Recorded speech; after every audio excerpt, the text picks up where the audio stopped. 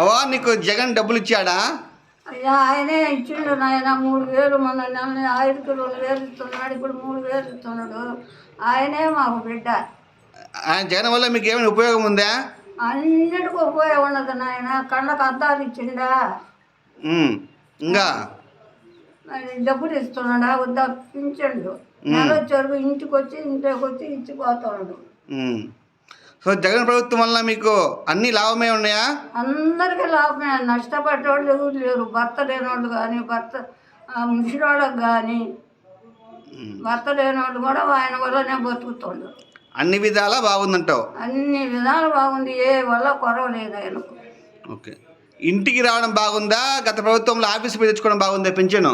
ఇంటికి కళ్ళు లేని పోలేకుంటే ఇంటికి వచ్చి ఇస్తుండే ఆయన.